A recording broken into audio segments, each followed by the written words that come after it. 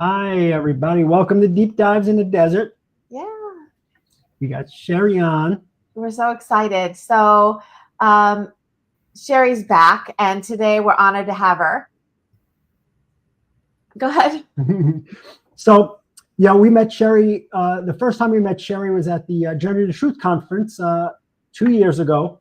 And we were able to spend, personal time with her, which was awesome, as well as hear her speak on stage. And, every time she speaks, you walk away with a new understanding. And it's not just about, energy and animals. It's really about ourselves as well. Yeah. And she was actually the third guest on our podcast that we ever had. So we never forgot that early support. And, we also got like a deeper connection with her because our youngest daughter and then also two of our grandsons have taken courses with the Aramis Online Learning Center. So, and then her work around autism, because we have a grandchild that is on the spectrum. Yeah. And we first discovered Sherri with her YouTube channel. So her insights into consciousness and healing really stuck with us. So today we're going to go even deeper, talking about her newest book, Healing the Human-Animal Bond. And I have to say that my all-time favorite guest stories ever was Sherri's when she talked about frolicking in the dream state with the gorilla that was sedated for a medical procedure. So that stayed with me. But it's also, it shows how magical and real like these animal connections can be. So Sherri, welcome back to Deep Dives. Yeah, welcome. Wow, what a warm welcome. That was so nice. That was so nice. Thank you for having me back on. It's a pleasure, an honor. I love chatting with you guys. And I got to spend a lot of time with you in person, both of you last year. And my husband was at the conference last year. He won't be there this year, but he loved both of you. And we had a really great time. It's so nice to see people in person. So I'm looking forward to at least seeing you this time, Lisa. Yeah, I'm looking forward to it too, and I think that it's going to be a really good one this year. I love hearing you talk. You always have something that we take away from, and it's one of those things that we're talking about afterwards. Like it's some of them you listen to and you feel like you're taking it in, but yours, I don't know. We always feel like we walk away and go, "Oh my God, right? Like that was crazy." And it's like when you look for the speakers, you go to, okay, Sherri's talking. Yeah. Sherri didn't see. What time is Sherri? So we're really excited about that. Thank you. So to get with, we're talking about your new book that you have, that Healing the Human-Animal Bond. And we were just wondering, there's something specific? Was there like a moment that made it clear like this book needed to exist? It's a good question. I think this book, over all the others I've done, was more of a passion project. It was one of those things that I had to do because many watching this maybe don't. My story started with animals, and they were my saviors. They were the ones that kept me safe, protected me through a really rough patch of my life, my upbringing. And I worked with animals for 20 years as a registered veterinary technician, basically a nurse, and in all facets of vet med. So exotic, general practice, surgery. ICU was my favorite. I did that for the most time before I went into the zoo. And then I was in the National Zoo in DC for 10 years. And I have so many stories from that time. But when I started doing an animal communication business around the time I was in the zoo and doing healings on animals at people's homes, kind of as a extension of my vet tech work, I was getting messages from the animals so much about how their families are the ones that need the healing and need the guidance and the help, and they're holding space for them. And that's why they're having so many issues. And after I heard that countless times, I felt like the animals were urging me to work with people. So in the next 10 years after that, I started working with people, and then led to women and hypnobirthing, and then children. So I kind of always felt like I abandoned the animals in a way. Like I just felt like, because I just didn't have time to do animal sessions anymore, and I always missed it. And I felt a sense of guilt. I would always tell my husband, I feel kind of bad. I worked a lot of my life with animals, and now I'm not doing anything with animals, and I missed the animals, and I felt disconnected. So I had this idea in the back of my mind. At some point in the last couple of years, I was like, okay, I'm going to write a book, and it's going to be full circle, and I'm starting to see now why I veered away from animals, but now I'm circling back because it's all relative and it's all connected. Because my true passions are animals and children, but I needed to go away from the animals to get to the children, and now I'm kind of merging them together, right? And I didn't know that because we never really know in the moment. But in hindsight, we're like, oh my God, that makes so much more sense. It makes so much sense to me. Sorry, my fan is blowing my hair in my face. So the book is my gratitude.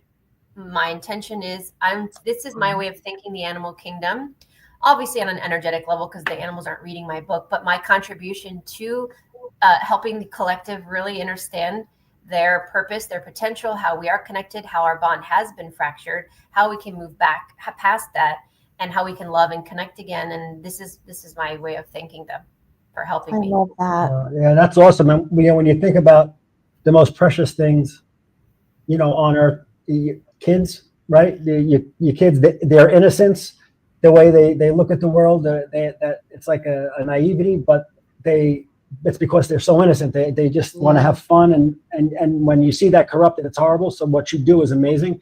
But I look at especially dogs. For me, how I am with dogs. When I look at you, the kindness in their eyes, and that they're, no matter, even if they don't have the best of owners, when that person comes home, they got the wiggles and they're shaking and they're all happy. No matter, that unconditional love is incredible. And if we can take an example from how dogs love us, and we can love each other that way, I mean, we blow this ascension up. Yeah.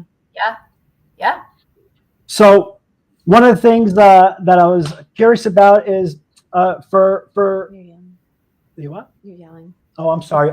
When I get excited, I start yelling just to tell me. She tells me, stop yelling.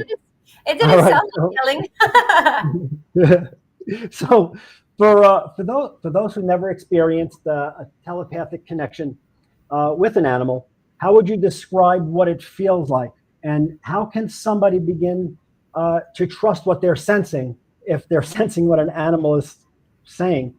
How, like, the mechanics of it, and like kind of the mechanics of it, and how subtle is that art?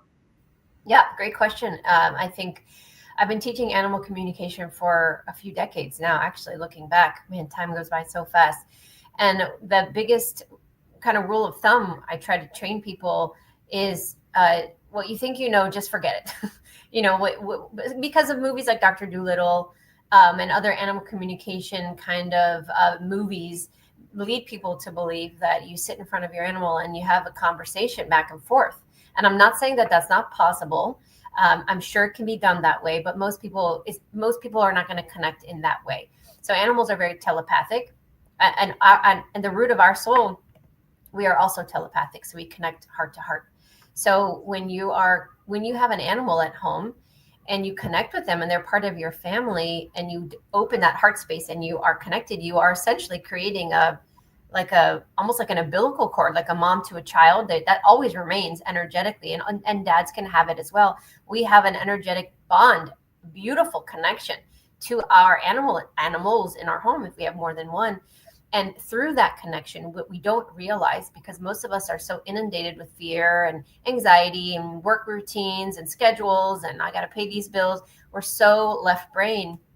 We're not realizing that we are actually connecting with our animals all the time. And the way we do that is through our thoughts or our feelings, where we just know. We receive a download from our animal. We just have a knowing. We get visions from them, and we get messages that come through as our thoughts. And that's how I train people to pay attention to your thoughts. And if you're feeling a certain way intuitively about your animal's health or behavior, or what they need or what they don't need, or how they are, feeling with another animal in the house, or somebody like a roommate, there's lots of variables.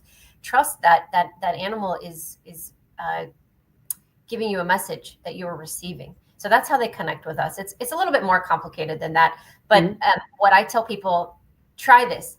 Don't connect. I never connect with an animal face to face, whether it's my animal or someone else's. What I do is, I'm like, the best time to communicate with your animal is when they're sleeping. When they're over there snoozing, you can connect with their soul like this because you're not distracted physically by tail wagging, face licking. You know, when they're with you interacting, they want to interact because they're tactile. So they want to lick, they want to rub their body up against you. You know, they want to interact with you. It's really hard to focus through that. So if you wait till they're sleeping or they're, you know, distracted or, you know, just resting, then you close your eyes and you connect through the heart space, and you connect with them through visions, through thoughts, all sorts of different ways, depending on how you are in tune, because everybody is in tune differently. So Lisa might be visual, and I might just receive the downloads.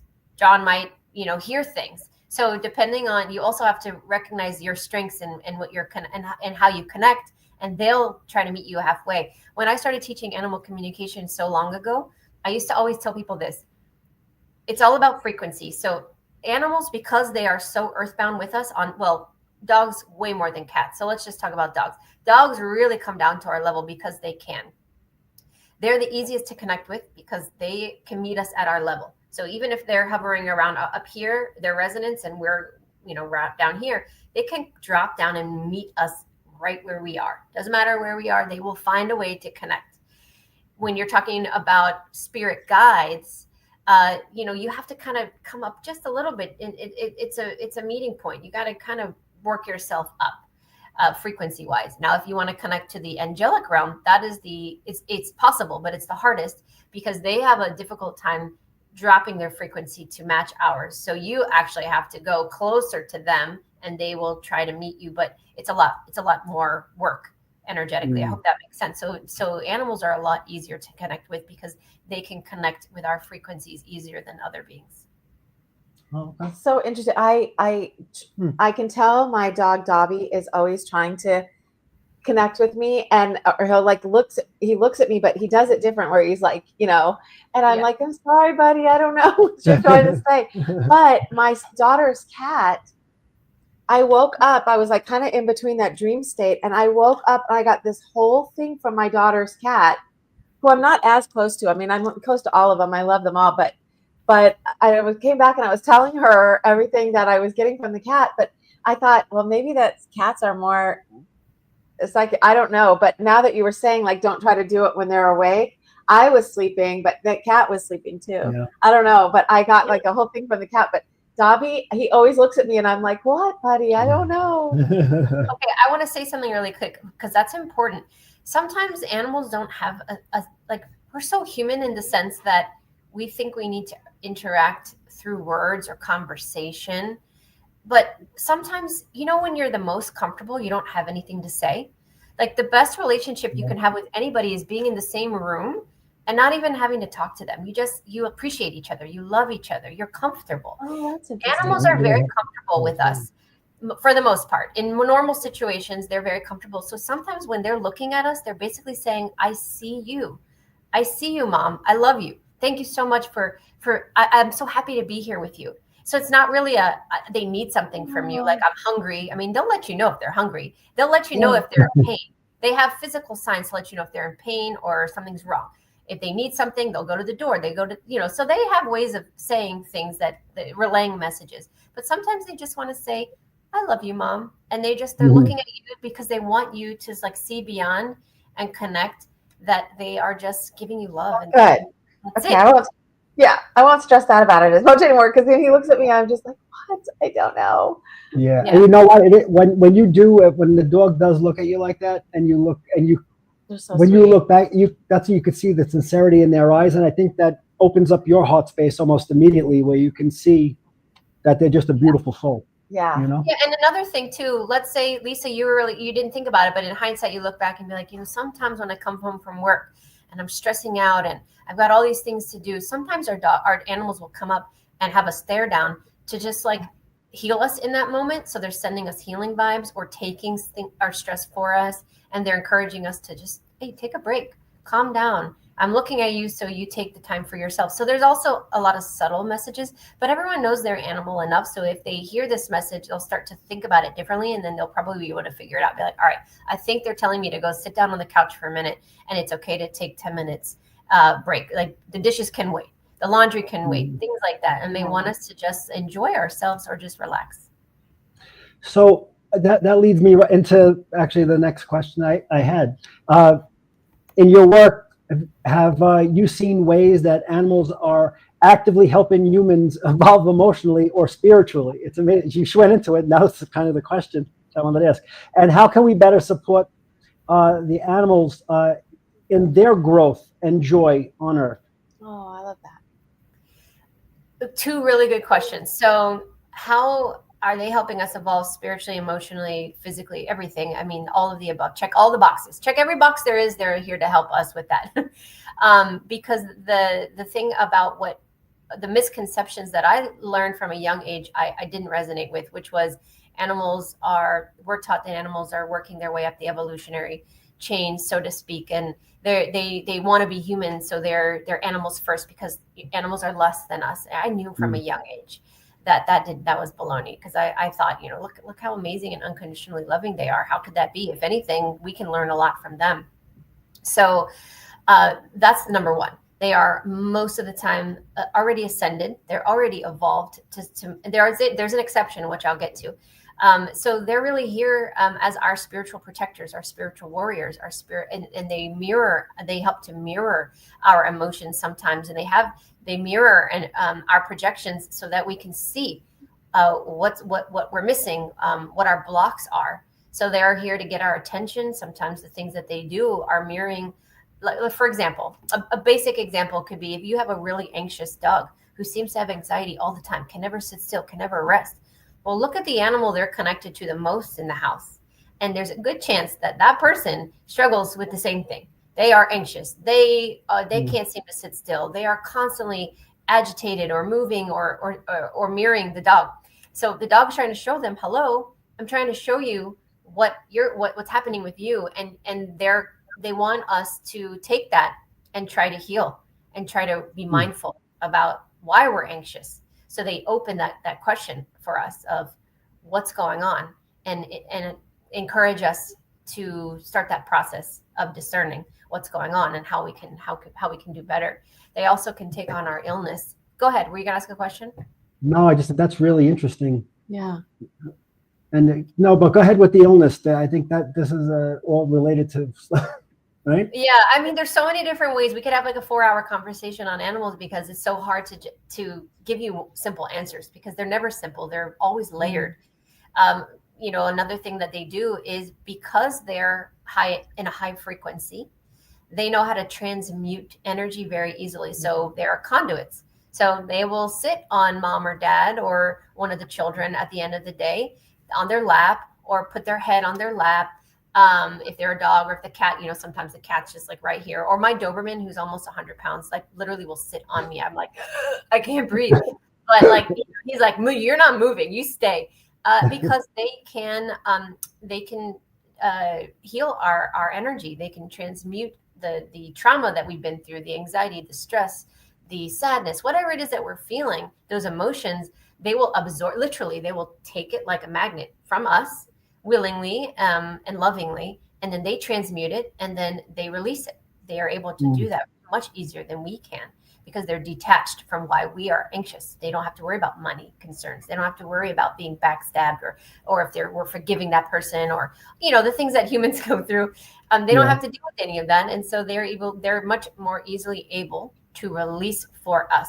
The problem, what ends up happening is they take on too much. They hold the space for too many people in the house, or they take on too much from their family members, and then they end up getting sick because then the pathways of energy throughout their body become clogged, and then they accumulate density just like we do. And then next thing you know, they've now manifested physically something that started energetic, a block, and then it manifested physically into some sort of acute condition, just like us. Same things with us. It all starts energetically, and if we don't process it, if we don't release it, if we don't deal with it, then it becomes stuck and stagnant, and then it turns into an acute issue, and then eventually chronic if we don't deal with it. But animals are taking on so much that now they're taking on illnesses more than they've ever before.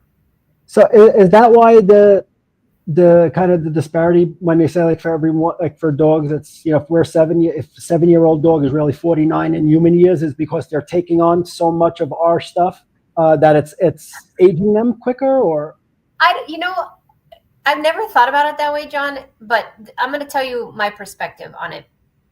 Because they do so much for us, they do take on less of a lifespan because it is a lot. It's a lot, not for the soul. It's a lot for the body of the animal.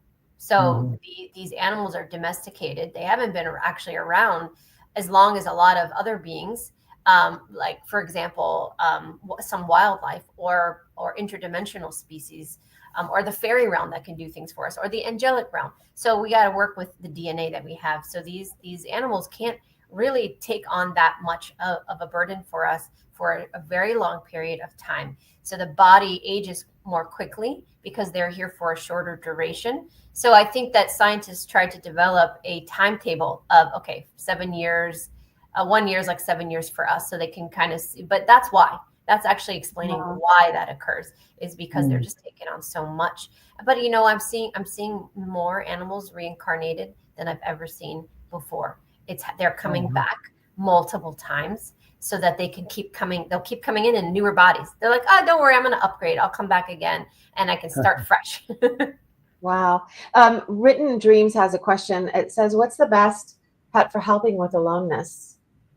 Well, okay, so great question. It's not really about the pet, but I do go into my book about breeds, because breeds do matter. And what I mean by that is, if think about your bandwidth, do you live in a small studio apartment? You're not going to get a husky. So you have to, those factors do play into it. So you do want to do research on your breeds. Even if you go to a shelter and you get a mixed breed and you see, these 3 breeds are in this dog, what is the personality likely to be like? Now, the more mixed breed they are, they call those super mutts, the less likely they're going to take on the characteristics of any given breed. So they tend to have their own personality. So the breed matters a lot. All dogs help with loneliness. All cats help with loneliness. You just have to, I believe that we're guided divinely to the one that is meant for us, though.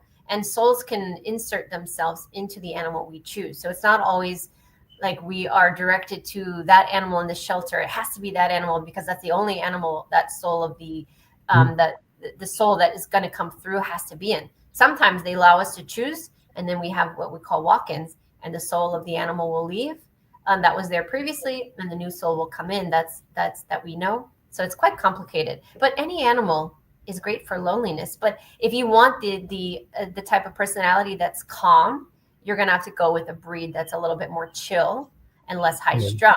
But if you're a woman and you're living on a farm and you want a large protective dog, then of course you're going to choose a Dane or a Rottweiler or something like that. So it's really what purpose there is for having the animal. What about in the cases where, like for us, all of the animals that we have were actually our children's. They started out, with our sons, and Emma's here now too, so her animals are here. But they started out somebody else's, and they ended up coming to us, and one of them is extremely large and high anxiety, beautiful. Gorgeous dog. He is calming down that he's with us now, but he's very, very. He sounds like a hyena when he's outside, because he's right. Yeah. He's like a sable shepherd. He's huge. Beautiful. He's too big for the space we're in, actually. Yeah. But anyway, I just wonder, in that case, like, were they meant to find their way to us too, or because they started out with my sons for a couple of years? Right. Okay. So again, there's never one answer for these types of questions, because every time I think I've got it figured out, I'll have a client come to me and I get a whole, I'm like, oh my gosh, I never even thought of that. So, but a lot of times what happens is we will have, let's say, okay, let me make sure I explain this in a good way. You guys come in a soul network. So you and your husband and your children and your grandchildren likely are a network of souls that come together, and you know each other. So if you bring in an animal into the home, any one of your homes, that soul likely knows all of you because it's also in your soul network. So if that animal is going to be like, okay, I'm going to start out with Son, and he's going to go through a period where he's going to have to work and he's not going to be able to keep me anymore. So then I'm going to go to mom and dad after that. And, you know, like you could, these things can be planned out ahead of time. So it's, but you all know the soul, so you're all connected. Now, the short end of the stick ends up for you guys who didn't really get to pick the breed of the animal. So now you're, you know, you end up with an animal that's too big and sounds like a hyena and scaring the neighbors. But again, they're gonna adjust. I mean, ideally, they will adjust to your environment, and that takes time. Integration takes time. It could take months. It could take up to a year sometimes for them to say, okay, I got to switch gears from, you know, son's house, and now I'm in this house, and it's the environment's different, and what the rules might be different, and the temperaments of mom and dad could be different than son. You have to give them time to integrate. But likely, most of the time, there's a soul contract where the animal knew ahead of time that he or she might be bounced around. And same goes for cats. It's not just dogs. Yeah. Okay, that's interesting. You know, the other question I wanted to ask you was, did you have a unique relationship with an animal that kind of made you understand this on a deeper connection for yourself, where you weren't hearing, you know, it from your client's perspective, but from yourself, like you recognize just how deep this interconnectedness is for us with animals by experiencing it? I did. I'm getting goosebumps right now because I don't think people realize that everyone watching this, like they're all everyone has. And sometimes it's multiple animals that come in to teach you different things. So for me, I have 3 very prominent animals that have taught me a lot. Number 1, when I was a young girl, I had a German Shepherd. I was fascinated with shepherds my whole life because of my childhood dog, a female German Shepherd named Chelsea, who was the one that I said saved me. I was the only child. I was bored. I was bullied a lot. My only friend was my dog, and she made me feel comforted. And there was other things like I've talked about before, some sexual abuse and other things. So like she was my protector, and she was my everything. So she taught me a lot about unconditional love. So she did that for me, but I didn't learn much about anything other than just I needed her because she was my safety blanket, and that's what I think that was her purpose for me, and to connect me with the animal kingdom. Fast forward, when I was in my late teens, early 20s, I worked at a vet, and I ended up getting a Sphinx. Now I know I'm Lyran. One of my origins is Lyran. I'm very connected to Lyrans and also connected to feline hybrid Lyran felines. So I know that this cat came into my life because of the idea that came into my mind that I was working with a Sphinx cat, and I'm allergic to cats, very like severe allergy. So this was the first cat I ever was able to hold that was the most loving and like cool cat, because I wasn't really a big cat person at that point, but I had no reaction. So I begged my mom and dad, please, I want this cat. I just moved out and my parents weren't together, so they split the cost. And I got this cat, and it was the love of my life. To this day, like I still can't tell you a love that I had that powerful. Of course, my children, but it's a different kind of love. I can't explain it. It's 2 different types of frequencies. And that animal taught me a lot. And then I had a German Shepherd, a stray from East LA come into our life. It was a mix. And that animal talked to me. That animal taught me how to do Reiki on animals. And she was the one that taught me some very valuable lessons, where she was like, nope, you're doing it wrong. That's not right. You have to, and taught me ethics. And I couldn't believe, and this dog did not want to be a dog. She was clearly a soul contract of a being that only chose to be a dog for my benefit, but everyone knew she didn't enjoy being an animal. She was one of those human dogs where she looked at you. They're like, it's so creepy. She's looking at me like with human eyes, and she didn't like anything dog related. But she taught me so much. I can't even share with you everything. So yeah, I mean, I feel like all of our animals come in for something, to impact us in a certain way. That's crazy. When you got home, you should probably be doing your taxes. Oh, smoking cigarettes. Try to be human. Crazy. Okay, go ahead. Do you have a question? Oh yeah. Well, first I wanted to just go down the road, because the animals they're helping us move through our journey. What's a good way for us to reciprocate and have the animals have the growth and the joy and the spiritual, I guess, growth that they need on earth as well. So while they're here, what You know what I mean? Yeah, sorry, I totally forgot the second part of your question. So most of the time they come in for us, but there's always an exception. So there are souls working up the evolutionary chain, and they do choose to be a rock. They do choose to be a tree, a flower, a butterfly, and they want to know what it feels like to be a dog or a cat. So it's not necessarily a hierarchy in that way, but it's a choice of the soul.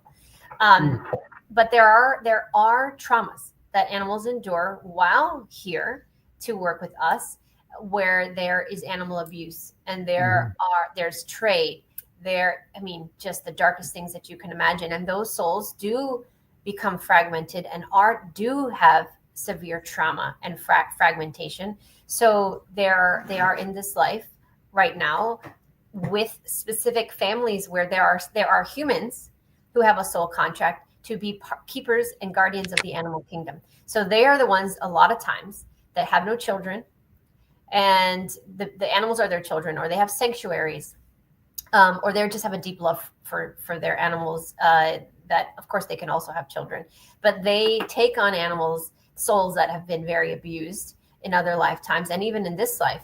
And their soul contract with them is to create a very peaceful, serene lifetime so that they can heal in this life and feel what it's like to be loved by us, because they have been betrayed by humans in other lives. They were murdered, killed, hurt, whatever by humans, lost the bond, and now they're coming in to have a life with a beautiful soul that says, I'll love you unconditionally. I will sleep in the bed with you. I will give you, and do all of these things so that they can feel that love, so that when they cross over, their soul can heal. Their souls heal much faster than ours. It could take us many lifetimes to heal from traumas. They could do it in just one, maybe two. So they do it. They are able to transmute much faster. So saying all of that, the ways that we can support our animals the most is, number one, this is what they tell me. It's not about them. It's about you. Meaning that if they're coming in to support us, a lot of animals literally come into the life for the sole purpose of taking on someone's cancer or illness, so that because they can't leave. They have an important life mission. And if they die, there's a cataclysmic events that can occur that affects too many people's lives. So the soul of the person struggling will say, okay, I need an animal to come down and help me through this as a companion and to play a supportive role. But also they volunteer the soul of the animal to come in and take on their illness. And they will end up dying for them by getting cancer. And the beautiful thing is, they die and the person lives. And that's a really hard one for people to wrap their head around, because we do love our animals so much.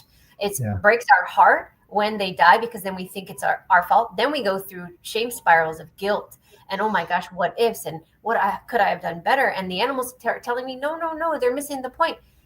I came in to save their life. So the best thing they could do is move on and take care of themselves. Otherwise, I'm going to have to come back and do it again. And I've had sessions where the same soul will come back 2-3 times and die. And I'm like, are they going to get it yet? How many times do I need to die? Because to them, it's like, it's a quick life. They can dissociate, so they don't always feel as much pain and suffering and chronic illness that we do. And then they go and they come back. It's easier for them. So the best thing we can do is take care of ourselves, heal ourselves, be more mindful, forgive, let go, ground, work on ourselves, so that they don't have to take on the burden for us. So then they can just come into our lives and just be our companion and have a good time with us, and not really have to take on so much. So then they can just enjoy themselves and just be with us for fun. So there's a lot of layers to that. Yeah. And you want to know, when you look at it, as you were saying that, what was resonating with me was how magnanimous, like that a dog, like how I always use dogs, but how and what they need to move forward is for us to work on ourselves to get better. Yeah. It's like, it's never that unconditional, selfless love that they have, even for what they need to move forward, is us to get better. Like, can you please, you know what I mean? That's such that you can't be in a better spot. And then what you said too about, people, it not being levels of incarnations that you're trying to always grow, that resonates with me so much, because you hear people always talking about how they're somehow lesser than, and there's like a different, like an upgrade or something to be human. But I had a client, it was so interesting that I was looking at and getting from his higher self that he actually prefers to incarnate as animals than humans. He was showing me a couple of his lives where it was very restrictive. Once was on a ship, and then there was another one that was like an enslavement type of situation. And so then I was looking at him like running in this big pack. It looked like some kind of it wasn't a buffalo, but it looked like that, but it had different coloring, maybe an animal in Africa. I'm not really sure, but I was seeing that, and I was seeing some other type things. I was even seeing a bird flying, and it was like, this was a soul that preferred to be in the animal kingdom because of the freedom and everything that it had. And every time that he was incarnated here, it just seemed like it was harder. And so there was something about being in that. So you saying that is just like another layer of like, yeah, that's what, what I was getting. But I found that incredible. And you would want to, like, it does seem like it would be more freeing. Yeah, and you're so right. There are countless souls that I've connected to it in animal form that love being animals. They like the short-term aspect of it. They like not having to deal with human stuff, the junk that we deal with, and they love it. And a lot of those animals you'll see are the therapy animals that are just so well behaved, and they just feel like they're masters at being dogs. They're just so good, and they're just so loving, and they're just amazing. And it makes me so, like, it hurts me to think about people who harm these animals because they're so selfless, and we don't realize what they do for us, that I can't even think about it sometimes. But that's where you get those animals that are police dogs, or those, by the way, have soul contracts because they have done this so many times. They know how it all works. They're not afraid of loud noises. Like, they're not the new ones coming in trying out being a dog or a cat for the first time, because they've done this, like they're veterans, so to speak. So they have an easy time. They're easygoing, easy to train. And the animals that struggle the most, and I don't think this is surprising to anybody, probably, are cats, because cats have the hardest time being domesticated. They truly, truly want to be outside. They truly want to be free.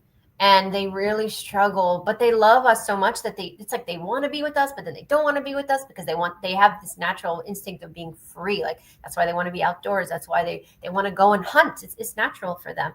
It's really hard to keep a domesticated cat. So the cats that are the most domesticated, the ones that are the most like dog-like personalities, I think are the ones that have done it enough times where they've gotten used to it. But a lot of cats struggle because they want to be out. They want to be free.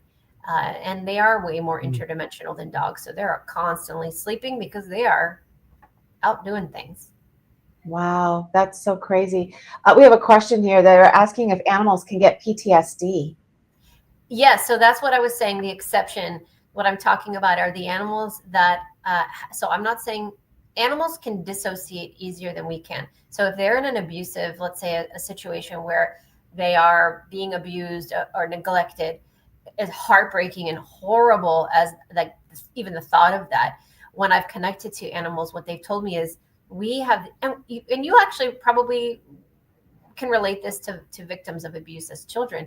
They just disconnect. They pop out of their body, just like a lot of trauma victims that are children don't remember their trauma because they literally weren't present. They just check out. They're numb. Their body experiences the trauma, but they don't recall it because they weren't actually experiencing it. So animals have the capacity to just literally pop out of the body. Now, I don't like saying that sometimes because I don't want people to get the idea that I'm trying to say that, oh yeah, you could abuse them all they want and their soul doesn't. Yeah. Like it's not good, but they do have the capacity to do that.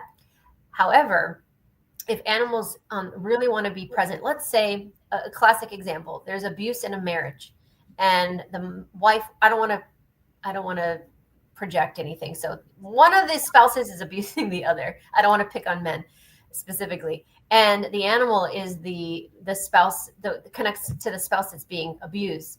They don't want to dissociate because they want so badly to be with the person that they're connected to. So they're very present in that.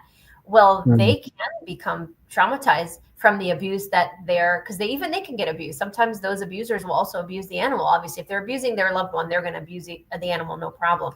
But the animal doesn't want to leave; they want to stay. So in situations like that, they will stick around, and then they do get traumatized. They do have fragmentation. They do have PTSD.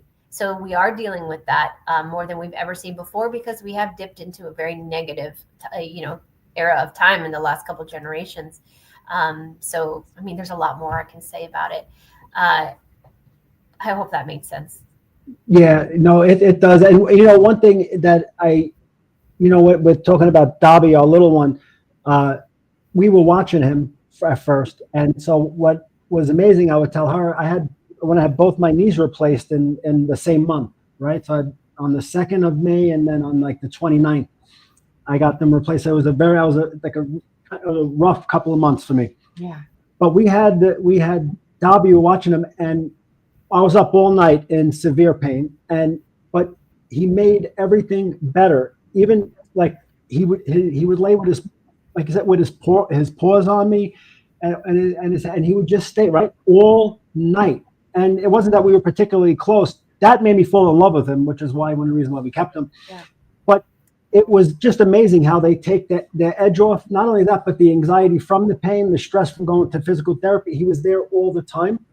And so at first I just thought, oh yeah, he's kind of a little dog, so they're supposed to be allowed. They sit on your lap. That's what they do. He has no idea if I had surgery or if I'm going to go juggle, chainsaws. Like, he has no idea what, but when you start to hear, just how intelligent, especially like EQ, right? Emotional intelligence that animals have.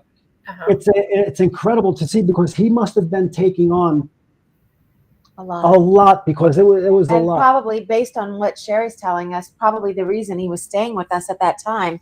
I mean, it's not the reason. He was my son's dog, and my son's partner at the time. She got brain cancer, so we were watching him while they were in the hospital and going through all of those things. And then ultimately, because of the situation, he ended up kind of being with us. But the timing wise of all of that and us ending up, with him during that time for you too, it's kind of incredible. This little dog's done a lot of healing in this family. Yeah, and that could be the soul contract too. We plan things out in our lifetime. So if we knew we're going to go through some sort of illness, then these animals will come in and say, okay, during that short duration of your illness, I'll come in. Or sometimes we need a couple souls, so you might have several animals supporting you. I got really sick 3 or 4 months back in the wintertime, some sort of flu, who knows, whatever. But I didn't get out of bed for 5 days. It was like I hadn't been that sick in a long time. But I'm telling you, I have 2 dogs, a Doberman, a Golden, and my Sphinx. They did not leave my room other than to go to the bathroom and to eat. For those entire 5 days, they refused to leave my side. The cat was sleeping, like he likes to sleep like in my armpit here, with his head sticking out. And then the dog was on the bed, and the Doberman always likes to put his long little snout on my chest. And then my Golden, just for whatever reason, she likes to be at on the side of my bed, on my side, and she lays right there and she won't move. And for 5 days, they wouldn't leave my side. So I knew they were helping me. I thanked them, of course, but that's what they do. Yeah, that's beautiful. Yeah, and I wonder what he's doing for the big one. This is so interesting. I can't wait to hear, what you talk about this in your talk, because the new dog we got, I think there's something special about him. Just his eyes and what I see behind his eyes. I can't wait to see, what he evolves to. Yeah, he's right. That's why I'm looking. He's right here. But what I wanted to ask, so with a lot of the work you've done with the spiritual lives of animals, was there one animal that kind of turned it, like, was surprisingly either like the message was really got you, like it was a really either an emotional message or something that was life changing in a way that really impacted you, like a specific animal?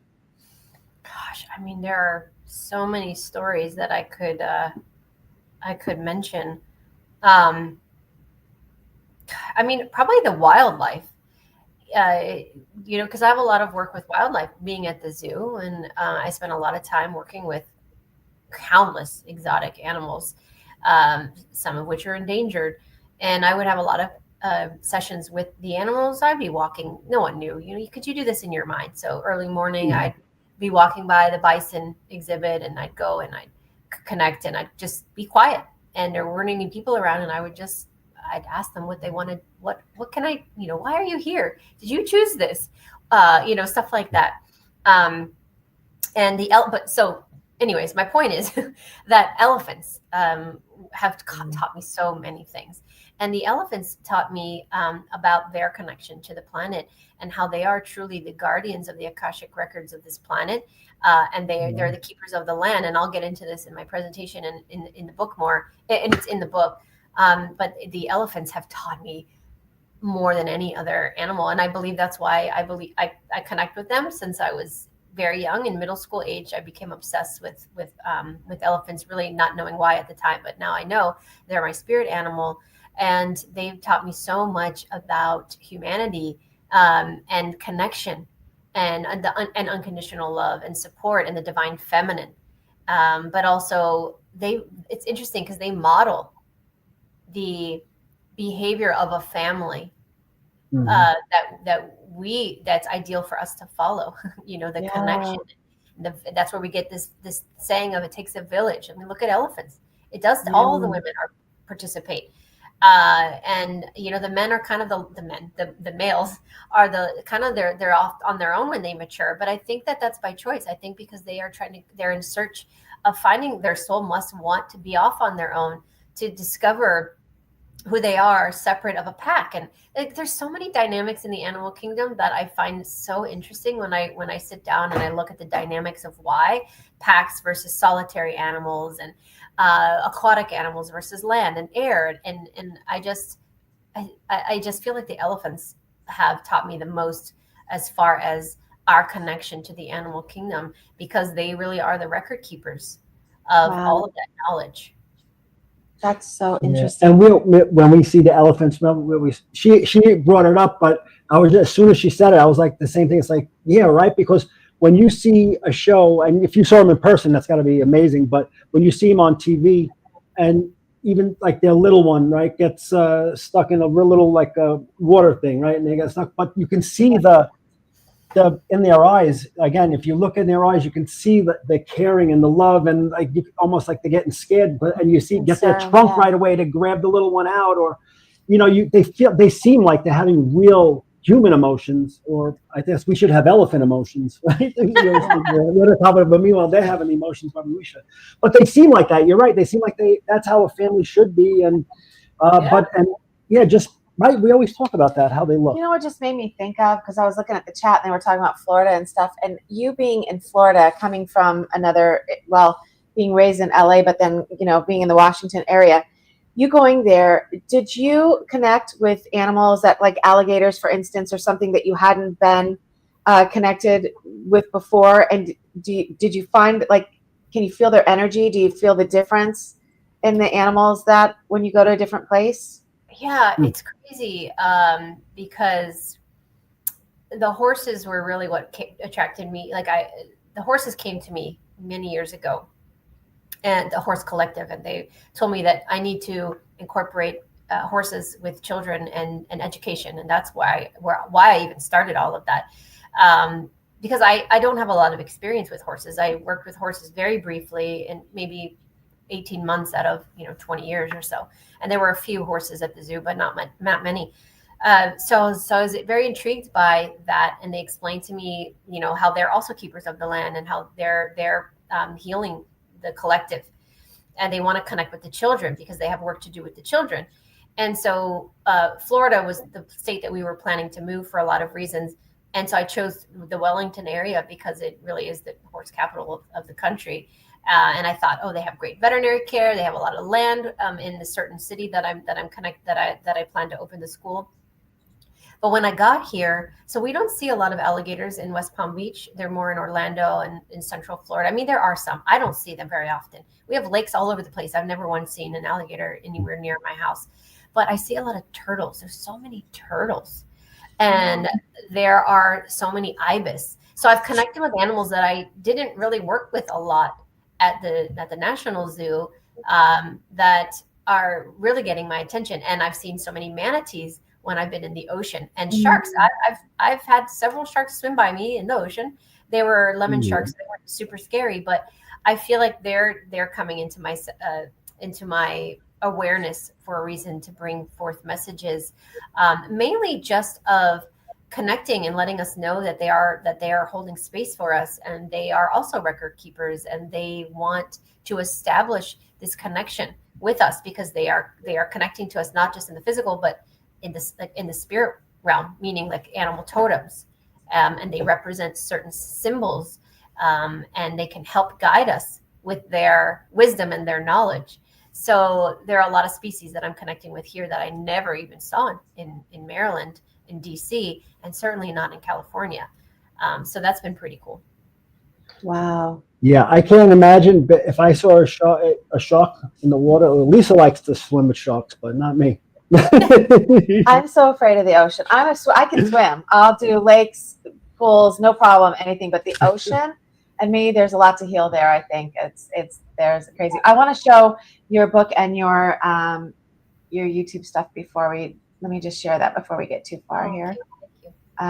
Okay, so we're talking today about Sherri's new book, Healing the Human and Animal Bond. So this is the newest book, and her other books can be found on Amazon as well. We have several of them. They're really, really good. And I love the way you put things in, easy to understand. It's not difficult concepts, but they're concepts that you haven't necessarily thought of before. So it's always, you learn so much from them. Yeah, she has a great way of the level that she's at is, she's extremely high level with this, and she really brings it down so everybody can have an understanding on how to coexist and really maximize having your animals and really, and moving forward in a loving way. And to do that. And to find all of Sherri's information, if you go to her YouTube channel, that's named after her, and click on more, you can get all the links to everything for the Aramis Creative Learning Center and Sherri.com and her other social media. Yeah, so and our daughter and grandkids took some of her classes. Yeah. Awesome. Yeah, really awesome. It was really cool. So, but did you have another question, or I have some? Go ahead. Okay. So I was going to ask you to talk a little bit more about how we can. Let's see. I want to pick the one that I want to use. Let's see. Oh, when we're talking about just our relationship with animals, you were talking about how we kind of got off track a little bit with our relationship with them, and they're kind of trying to bring us back around and show us how to have a better relationship with them. What would you say would be some of the first steps that we can do as a collective in order for us to heal that and move forward in the direction that we need to? Yes, great question. Well, like anything and everything, knowledge is important. It's like knowing.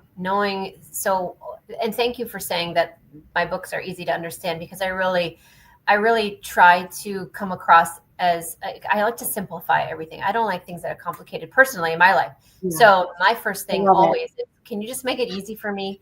Talk to me like I don't know anything. You know what I mean? Mm-hmm. Because I think that simplifying is the best. So I agree.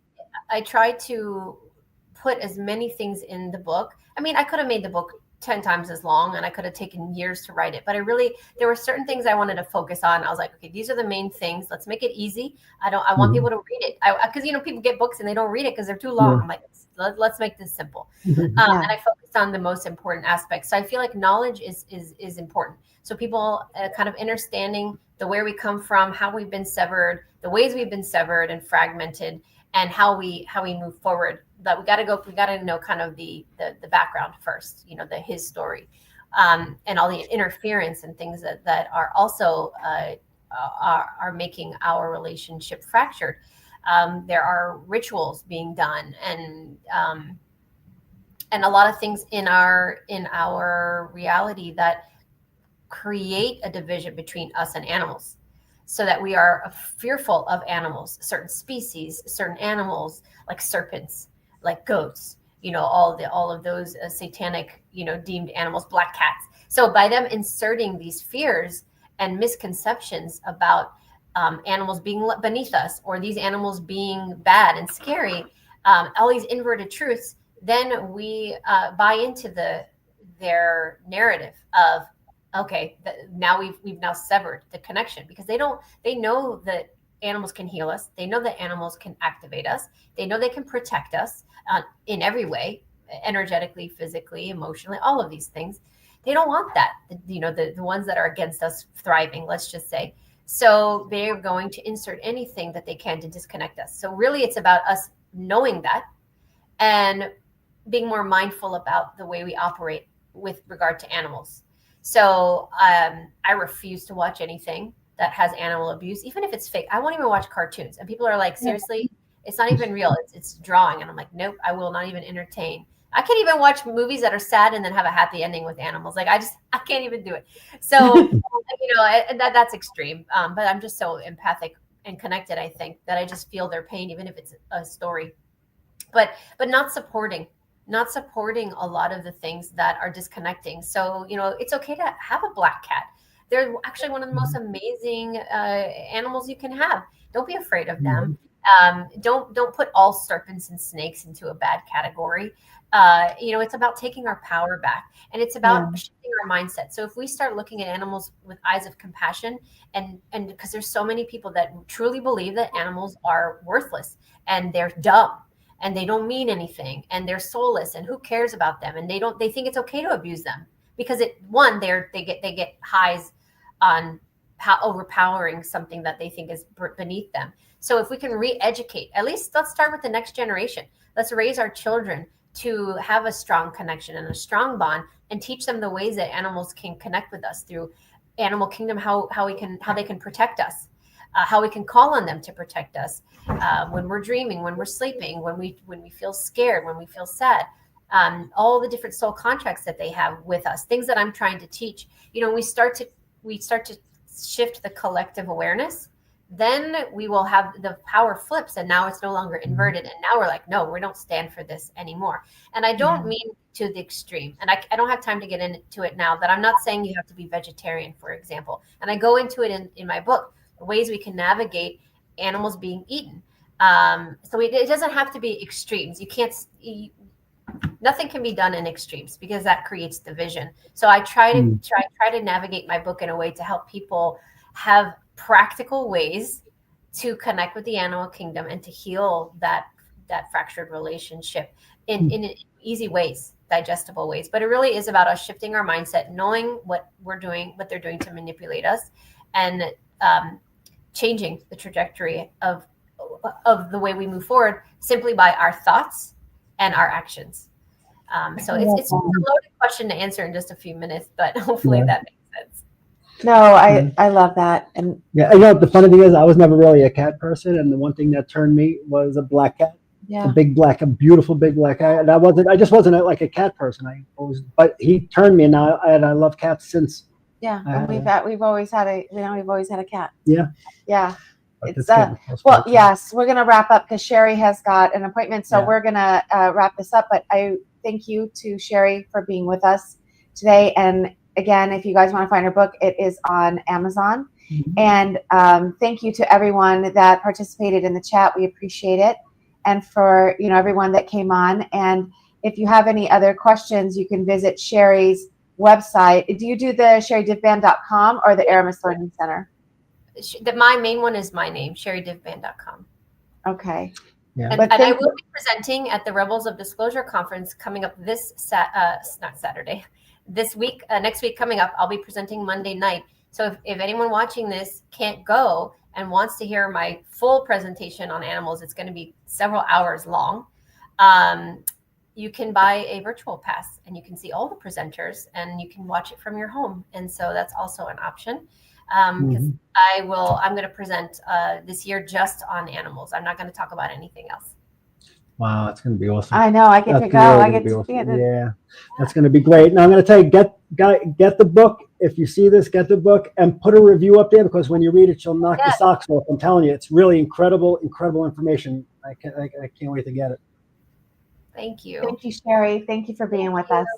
I'll see you in a few days. And thank you to everybody watching. I appreciate the support. Yes. Yes. All right. Thank you, everyone. And we will see you guys next time. Bye. Bye, everyone.